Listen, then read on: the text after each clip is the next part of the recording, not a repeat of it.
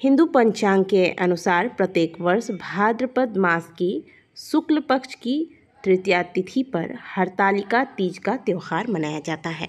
हरतालिका तीज का यह व्रत सुहागिन महिलाएं भगवान शिव और माता पार्वती के अटूट रिश्ते को ध्यान में रखकर करते हैं।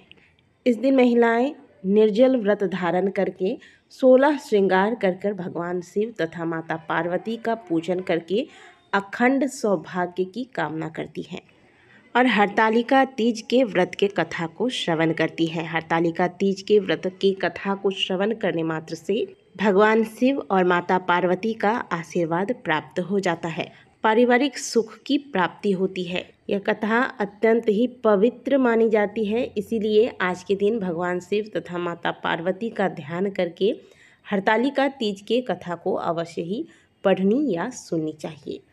हरतालिका तीज के व्रत को धारण करने का मुख्य उद्देश्य यही होता है कि महिलाएं माता पार्वती के समान सुखपूर्वक वैवाहिक जीवन का लाभ लेकर अंत में शिवलोक को प्राप्त करें। तो आइए आज हम सभी मिलकर हरतालिका तीज के व्रत की इस पवित्र कथा को श्रवण करेंगे। भगवान शिव की भूमि कैलाश पर्वत पर विशाल वट वृक्ष के नीचे भगवान शिव और माता पार्वती अपने सभी गणों के साथ विराजमान थे।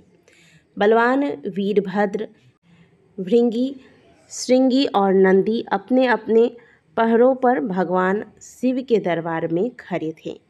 इस मौके पर महारानी पार्वती ने भगवान शिव से दोनों हाथों को जोड़कर कहा कि हे महेश्वर, मेरे बड़े सौभाग्य है कि जो मैंने आपको अपने पति रूप में पाया है।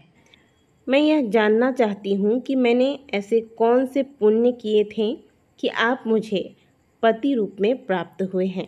हे प्रभु, आप अंतर्यामी हैं, अतः मुझ दासी को बताने की कृपा करें।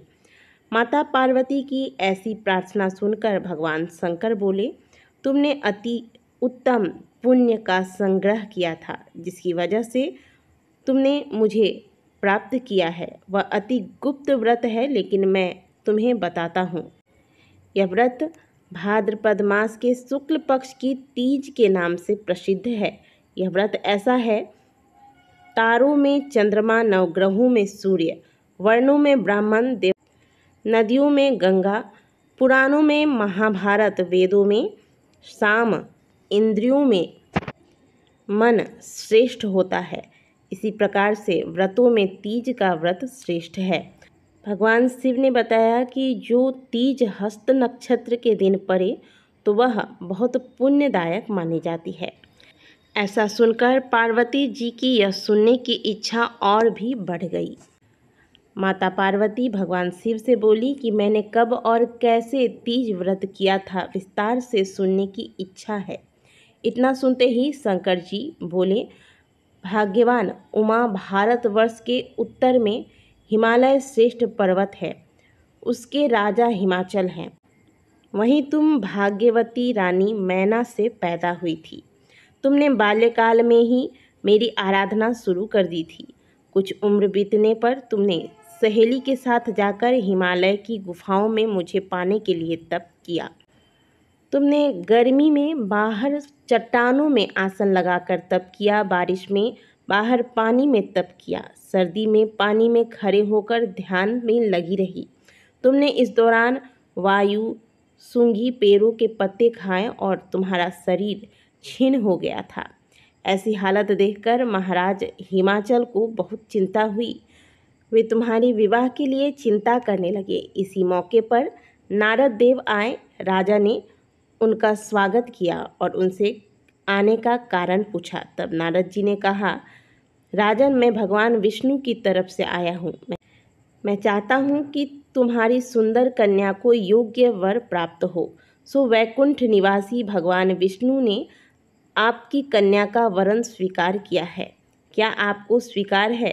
राजा हिमाचल ने कहा कि महाराज, मेरा सौभाग्य है जो मेरी कन्या को विष्णु जी ने स्वीकार किया है। मैं अवश्य ही उन्हें अपनी कन्या उमा का कन्यादान करूँगा। यह सुनिश्चित हो जाने पर नारद जी वैकुंठ चले गए और भगवान विष्णु से उनके विवाह का पूर्ण होना सुनाया। हे पार्वती, जब तुम्हें यह बात पता चली तो तुम्हें बहुत दुख हुआ और तुम अपनी सखी के पास पहुंचकर विलाप करने लगी।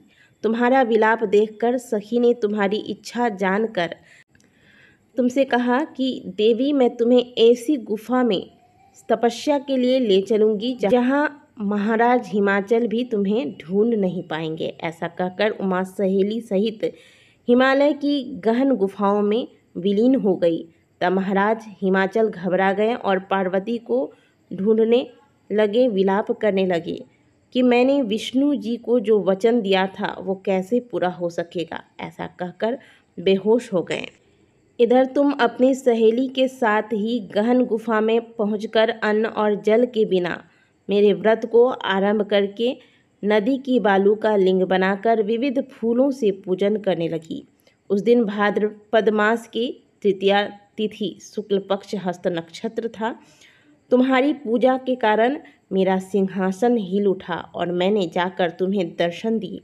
वहां जाकर मैंने तुमसे कहा कि हे देवी, मैं तुम्हारे व्रत और पूजन से अत्यंत ही प्रसन्न हूँ। तुम मुझसे अपनी इच्छा अनुसार वर मांग सकती हो। इतना सुनकर तुमने लज्जित भाव से प्रार्थना की कि आप अंतर्यामी हैं, मेरे मन के भाव आपसे छिपे नहीं हैं, आपको पति रूप में पाना चाहती हूँ। इतना सुनकर मैं तुम्हें एवमस्तु इच्छित पूर्ण वरदान देकर अंतर्ध्यान हो गया। इसके बाद तुम बालू से बनी मूर्ति विसर्जित करने नदी पर गई, जहाँ नदी तट पर तुम्हें नगर निवासी हिमाचल के साथ मिल गए। वे तुमसे मिलकर रोने लगे कि तुम इतने भयंकर वन में, जहाँ सिंह सांप निवास करते हैं, जहाँ मनुष्य के प्राण संकट में हो सकते हैं, अतः इस वन को त्याग कर पुनः घर चलो। ऐसे पिता के घर जाने के निवेदन पर तुमने कहा कि पिताजी, आपने मेरा विवाह भगवान विष्णु जी के साथ स्वीकार किया, इसलिए मैं अपने आराध्य की खोज में घर छोड़कर चली आई। अब मैं आपके साथ इसी शर्त पर घर जाऊंगी कि आप मेरा विवाह विष्णु जी से न करके महादेव जी से करेंगे। गिरिराज मान गए और तुम्हें घर ले गए। कुछ समय के पश्चात शास्त्रोक्त विधि विधान पूर्वक उन्होंने हम दोनों को विवाह सूत्र में बांध दिया। हे पार्वती, भाद्रपद की शुक्ल तृतीया को तुमने मेरी आराधना करके जो व्रत किया, उसी के फलस्वरूप मेरा तुमसे विवाह हो सका।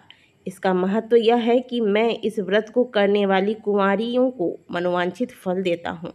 इसलिए सौभाग्य की इच्छा करने वाली प्रत्येक युवती को यह व्रत पूरी निष्ठा के साथ करनी चाहिए तथा हरतालिका तीज व्रत के कथा को श्रवण करना चाहिए। बोलिए उमापति महादेव की जय, माता पार्वती की जय। हर हर महादेव।